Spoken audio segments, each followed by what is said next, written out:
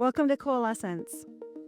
The world of work is increasingly complex. It's also increasingly intelligent. We have access to so much data, so many resources, so much training opportunity, so many emerging technologies. Yet, teams still break down. People still leave meetings feeling misunderstood or leave their workdays feeling frustrated and wondering, why is this so hard? I'm Jessica Culo, and this podcast is designed to explore the coalescence between human design, leadership, emerging technologies, and business structures. The impact this has on execution and goal achievement is huge. Each episode is designed to look at the patterns underneath behaviors and workplace dynamics and relationships. I think the future of work is not just about technology. It has to intersect with the people side. Before we get started, please review, subscribe, share this podcast with people that you think might find it interesting. It helps us to reach more people and continue to have deep, intelligent, and meaningful human conversations about the complexities in the work world today. Now let's dive into the next episode.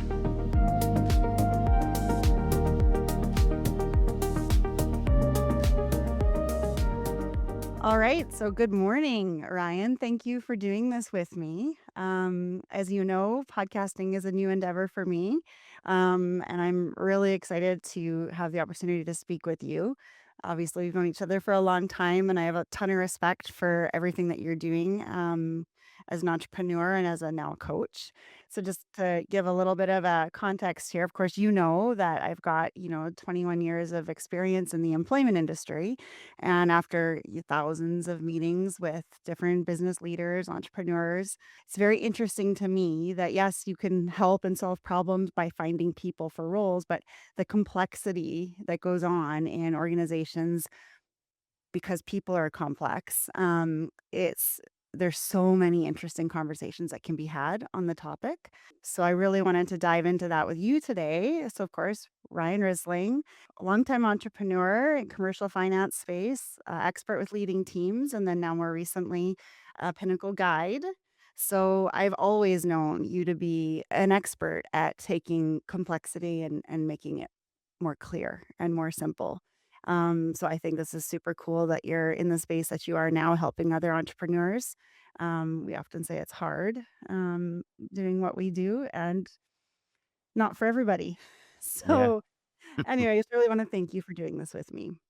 Yeah. Right on. Well, Jessica, thank you for the opportunity, and the respect goes both ways. So I'm excited to dive into this and support you in this growth as well. Well, it's neat because we've had a lot of conversations like this over the years, but we've never had the opportunity to maybe dive into it this way. Also, I always learn something when I talk to you, even though I've known you for a long time.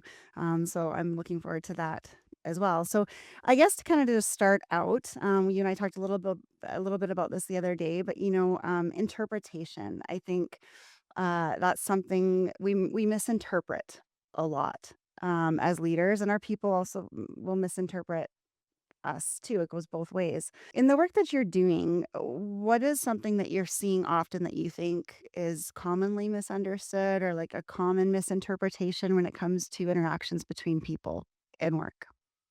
Cool. That's a huge question.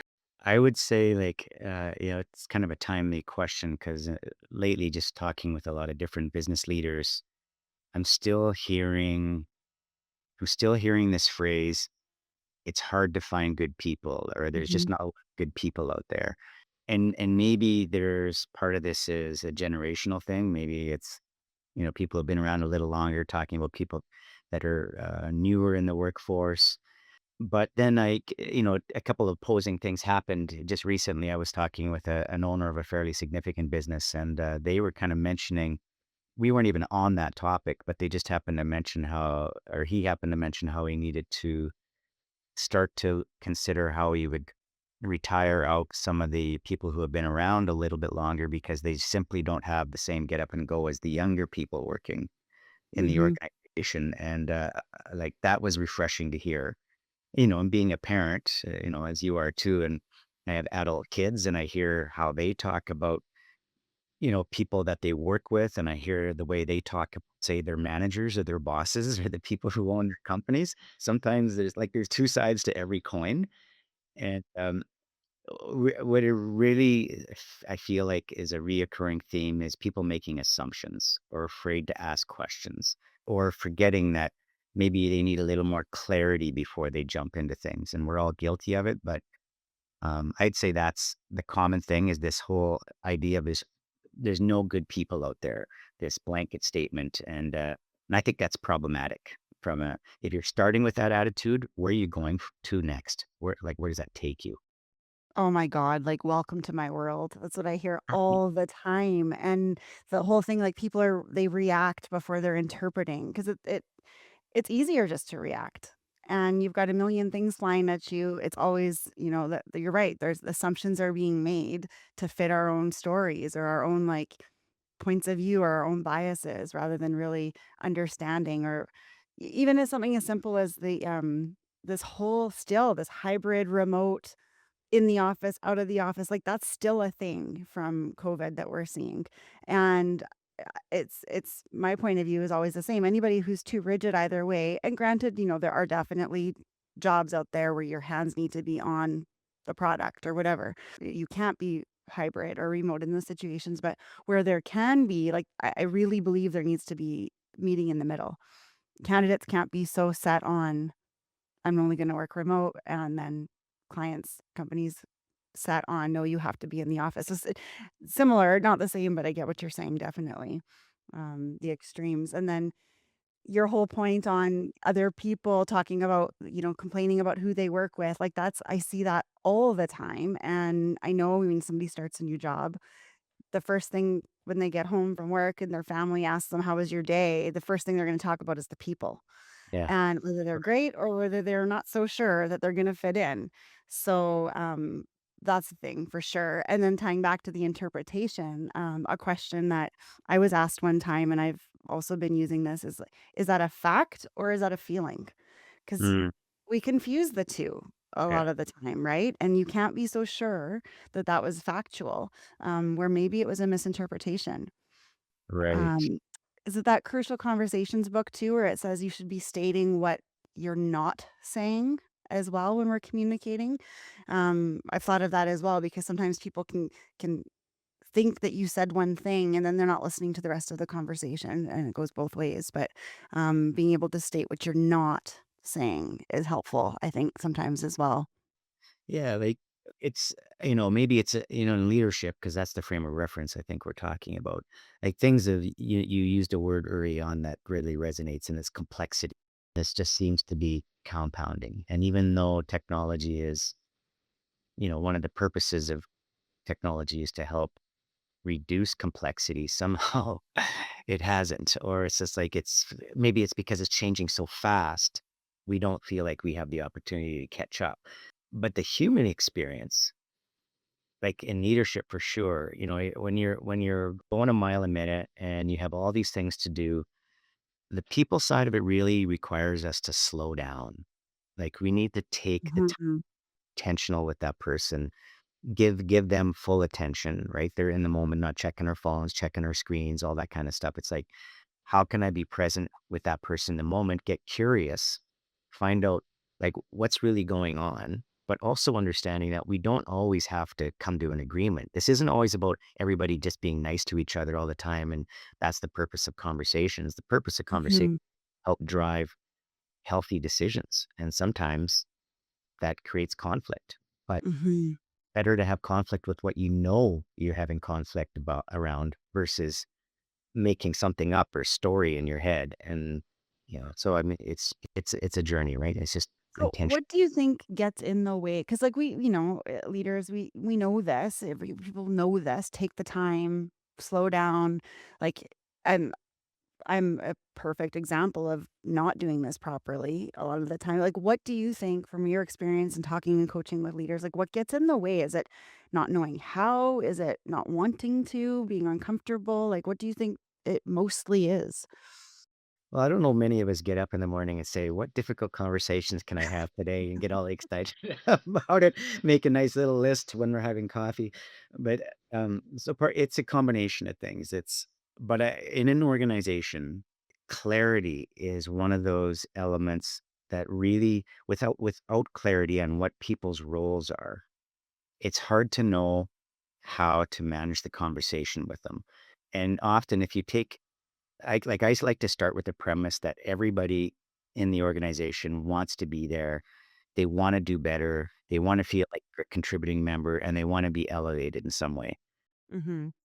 So my first job, I feel, is to prove, somebody would have to prove that's not true before, I come to Mhm. a conclusion. So in that realm that everybody wants to be here, wants to do better, they the next step usually is clarity, and I hear this from owners and leaders all the time. Like, I just want people to come in who work hard and they just dive in and they're willing to, own their job and act like an owner, and I'll give them the flexibility, but they're going to show up early when they need to and show up late when and they need to and be available, all the time when I need them to, but they need still have flexibility. So it's kind of like they're, Mhm. tell ourselves these stories of what an ideal person is. And then when I'll challenge someone on, well, but what does the lane look like that the people around you are clearly running in? Like, what are the boundaries within it? What are the expectations? What does winning look like? When does support need to be added? The more clarity you get on that, it's easier as a leader to start to have the conversations because you know what you're having the conversation on versus like Mhm. earlier. Is this a feeling that this is not working well, or is this a fact? So Mhm. I know I want clarity in what my role is and where I can succeed, but where also I can make mistakes and I can take risks and not get, downloaded on from somebody, or have to keep competing with other people on the team as to like who's doing what. So Mhm. that's the question. I think the first thing is, are we clear on what does great look like in each one of the jobs? And understanding what the trade-offs are. And maybe this is something that you would experience a lot. Everybody wants to hire the perfect person. Mhm. So we understand maybe their attention to detail is the number one thing, and they have experience doing this or whatever that is. But we often don't think about being okay with what we're not getting in that person. So if they're Right. high attention to detail, maybe they're not visionary thinkers, or they don't come up with big fancy ideas, or they're not the event planner in the company. And we're asking people to do all these things, and it's like they're not really wired for it in the first place. So Right. understanding what we're getting, but what we're not getting with somebody, I think is really important as a leader, because that's how the team complements each other. And then we're human, right? And the lines blur and they have to be reevaluated. So, And it seems to me like we've got access to all these different assessments that tell us how we are in these right? Like, this gives me energy, this drains my energy, this is how I communicate, this is what I do under stress. But I don't think we use that information well enough. Not to mention, like, there are so many that at different times have different impacts. And then you layer in like the I don't want to say like rise of, but like the increased awareness of neurodiversity in the mm, workplace too. That's something that I don't know if you're hearing this or seeing this a lot, but I am increasingly in tune to it. And I don't think it's that there's like all of a sudden a whole bunch of us that are all of a sudden, neurodivergent, but I just think we're more aware of it now. And I mhm. think it influences behavior in the workplace as well. And then I was going to ask you, I'm kind of jumping around here. I was going to ask you when you're talking about no one wants to work, why they think like an owner, this type. Is that generational? I used to think it was generational, but we're still hearing it, 20 years later. If I think about, say, even my kids who are out there and working in the world, and what they say around the dinner table when we get together, it's often frustration with knowing who's supposed to be doing what, where at the third, why wasn't the manager clear on this? Or Hmm. my associate, keeps jumping in and trying to play boss, or they don't step up, Right. whatever. Like, this is the kind of stuff that there's this disconnect often between all these people at the top making decisions and trying to build a business and create this dynamic of growth and scale. And then what people really doing the work out in the front lines are experiencing. And that is another area of, and when you ask about like what are these things going on in leadership that might be causing, not serving us well. And that's the other one. So the first one was kind of like not slowing down and working with people as people. Like that's that human Mhm. side. The other part of it is hiding behind so much micromanaging and so many tasks and trying to keep up with all this and up that they're not getting to the front lines, or they're not exploring all the way through their business to figure out what is going on to help to drive it. And Mhm. I don't know about you, but I find it incredibly more and more difficult to get a hold of senior executives and owners of businesses, even people who are, say, trusted Mm, referrals or friends of friends. It's just because everybody seems to be like, "Oh, that's a good idea," or "I wouldn't mind talking to that person, but I've got all this to do."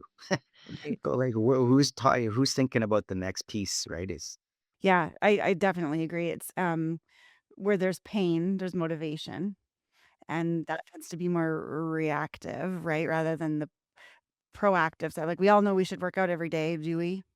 Not always, right? So the proactive, there isn't the pain motivator there, but it sounds like what you're saying is you think a lot of times, systems problems are being labeled as people problems. yes, I would say that is absolutely true in certain situations. That's because I've been there and I talk to people and I look at them and I hear them talk about frustrations with people. And as soon as I get into, well, what is even, is there a basic job description for that role? Mhm. They're like, well, no, or it was done 5 years ago. Or so when you get past the emotional side of it and get into, well, what's actually going on there structurally, that's usually where it breaks down. Mhm. Yeah. So I'd say the system, there's a systemic part of this as well, especially as complexity grows. Well, and then I think there's probably a bit of an aversion or avoidance too. I was talking with a researcher at the U of A, and he was sharing some data with me and information on concerns he had. Just that the biggest cognitive load we carry in our work isn't necessarily the work that we're doing, but it's the interpersonal Mm. communications and conversations that we have to have. He related some of that to be the generational. So, like our kids coming out of, school, entering the workforce, COVID impacted them. He had expressed some concerns that that's where it came from, but then there's the whole social media and technology piece as well, which, yeah, you layer that in, also. Have you seen much like I have you seen much in terms of, obviously AI tools helping in the workplace, but where they've had the opposite effect in Oh, yeah. any way? Yeah. Yeah. And I mean, some of them are kind of comical. Like when you send somebody a message, an email, and it maybe is on a technical issue, and the response comes literally within 3 seconds, and it's 5 paragraphs long. It's like, how did you even? So Yeah, now you're forced to, and if you have AI agents, there can be agents talking back and forth, and it's like, where are even the people behind it? So yeah.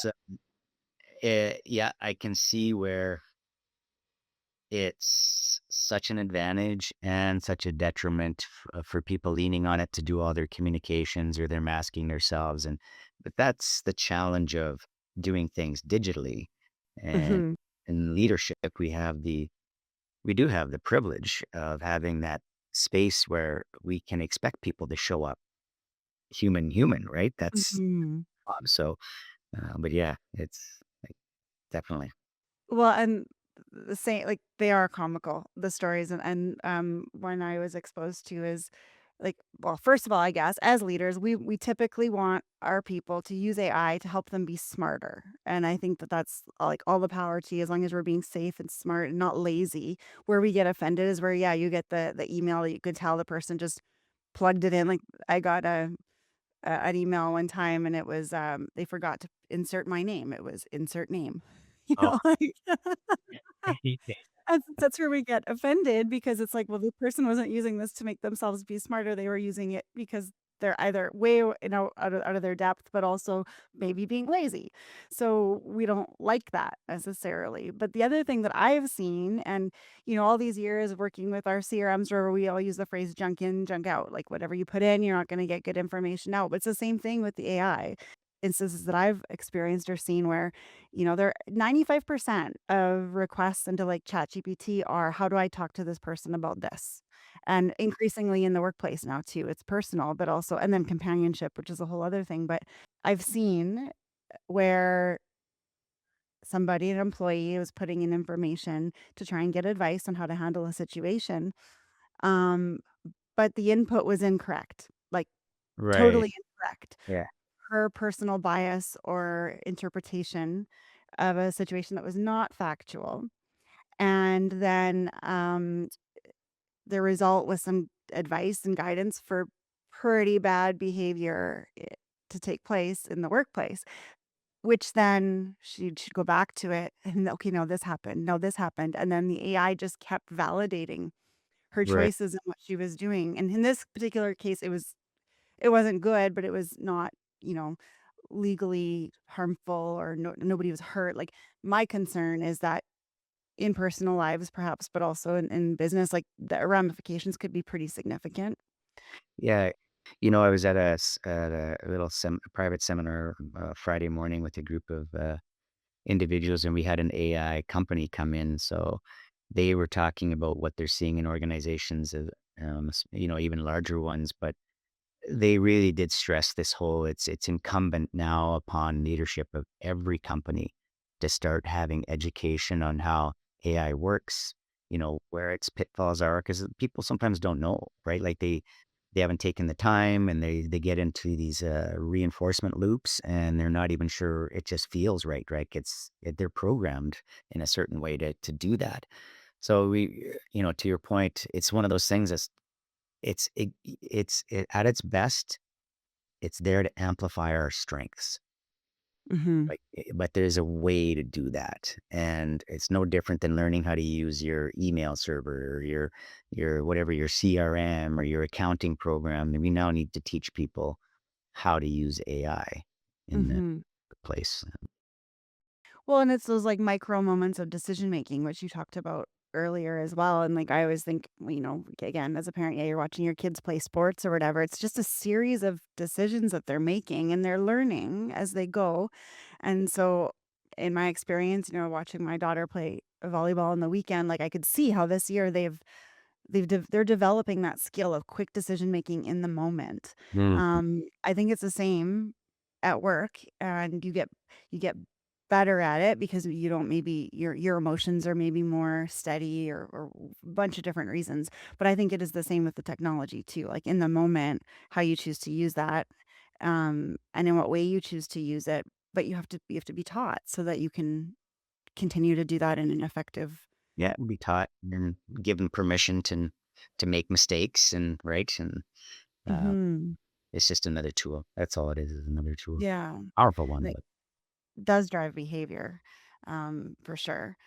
So zooming out on that a little bit more and like thinking about the influences that you've seen, outside influences, are there any areas that you've seen or that you've thought about that just in general, like you're a deep thinker, deeper than most people. That's how I know you.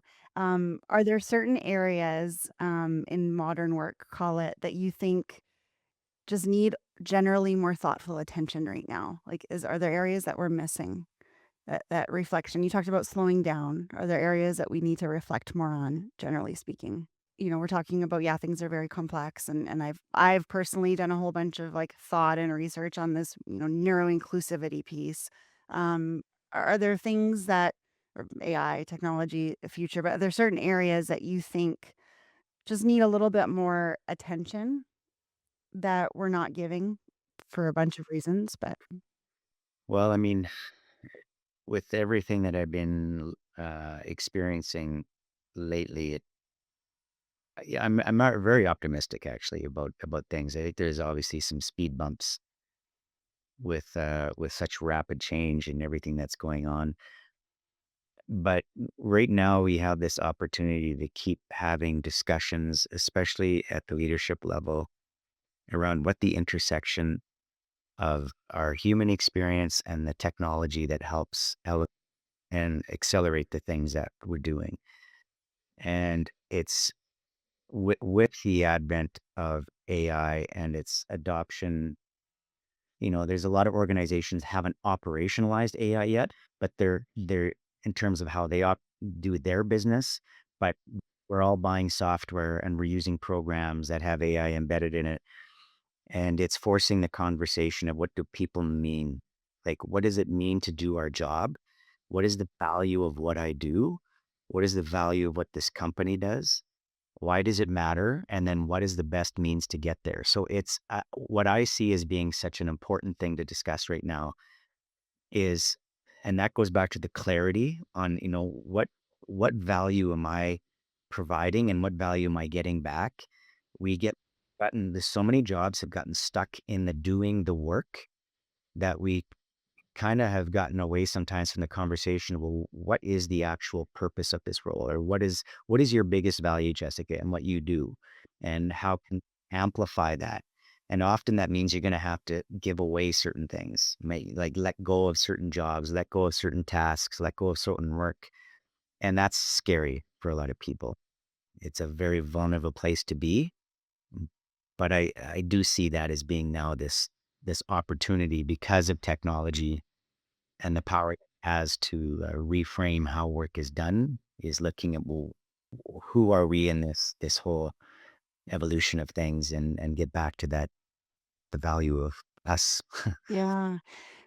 That makes me think too, because, for myself and for many people, my number one motivator is seeing the development and growth of the people that I work with. That really, really motivates me Mhm. more than, you know, well, coming from the employment world, more than our clients, more than our candidates, it's my team and seeing them grow as people.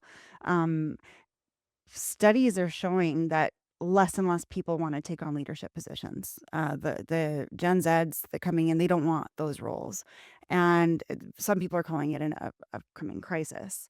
And it's for all the reasons we've discussed. It's hard because there's so many things, like, we didn't even touch on, like, economic, political, like, we're so divisive on all this stuff too now, like, there's just so much they don't want those jobs. If that is an area of work that is deeply fulfilling for people, like, then what? But, I mean, I've never thought of that before. If I didn't have that purpose in my work, what would it be, you know? Right. Well, like you talk about this. Okay, I've heard about this crisis of leadership now for years and years. And then you hear about people in the employment, like people who maybe have experience in leadership applying for companies. And then there's all these filters used that maybe don't allow them to even get in the door. Like I heard this crazy, crazy story last week, actually. It was a woman who was, I think, 61, was a director, a senior director of a fairly significant marketing firm for a long time. Mhm, And then there was big change in that company, and for whatever reason, she was back on the job market, took some time off. Well, she applied. Uh, she did her resume up based on the facts of what her experience was. She mhm, sent it to 400 different companies, not one response. She dumbed mhm, her resume down, took 15 years off her history, went from being a director to someone who was a mhm, manager or something, and then she started getting calls. So it's like mm, when I hear owners or leaders talk about this crisis of leadership, I said, well, what is the crisis? Like mhm, if younger people don't want to lead, is it because they've seen an example where it's like, I don't want to live right. like that, or I don't want to be that person in some way. So we all we all aspire to be something that inspires us. So if there's nobody wants to go there, well, then Mhm. you're not inspired to go there. I mean, I don't think people are any different now than they were when, 10,000 years ago. Like I don't know. the environment's different. So yeah, I think that's where the crisis is. Whatever jobs are out there, AI is writing resumes, sending them in at a million miles an hour. AI is reviewing resumes, and now we've got programs sending in, programs reviewing. Again, that human experience kind of gets lost. So it's a real challenge to know how are we going to identify people and filter what's important. Listening to it reminds me of a session I was in recently too, and the point was, going back to, like, Egyptian, Roman times. Those guys said the same thing. Nobody wants to work. I can't get any there's no good people out there, and it was, like, all translated and everything. It was this exact same thing. They So, yeah. all want pita bread every Friday and unlimited hummus. You're so right. So maybe things haven't changed, but definitely the misinterpretation thing, like the resume example, ties right back to what we talked about at the very beginning. So that exists. So I think it's pretty cool that you're in a place in your business and your career that you can help minimize that. Mm, And that's what I'm trying to do too with my new company, Axiom. There's a tech piece to that, but anyhow, I promised I wouldn't take up more than 30 minutes of your time. So I just wanted to ask you one last question because mm, you are a very energizing person. mm. What is the one thing that you're involved with right now that's keeping you feeling particularly alive and energized? Oh, wow. I love that question. Um, the one thing I I feel like for me right now at this stage in my life, what's keeping me energized is my journey of um, reinvention. So Mm. it's a creative outlet for me, and both on the artistic side and then in the business side, I see how they are both now kind of converging. Mm. I find it, yeah, it gives me a lot of energy and a lot of excitement for the future. That's super cool, and that's a takeaway for me too. I've always, labeled myself as a not creative person, but Mm, maybe it's just looking at things differently. yeah, I can guarantee you are.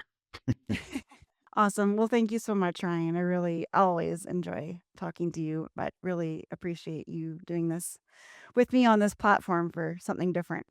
Yeah, it's very exciting. Thanks for having me. Awesome. Thanks, Ryan. Thank you so much for listening to this episode of Coalescence. If the topic resonated with you, please subscribe so you don't miss another episode. If you felt there was value in the conversation and the topic we explored, it really helps us if you share the podcast with people on your leadership team, other colleagues, friends, anyone that you think has interest in learning about meaningful dynamics in the workplace. You can also connect with me on social media if you would like to continue the conversation. Stay curious, stay thoughtful, pay attention to the patterns underneath performance, people, and cultures.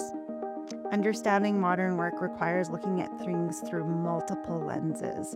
It's where human design, leadership systems, emerging technologies all intersect. Thanks for being here. See you next time on Coalescence.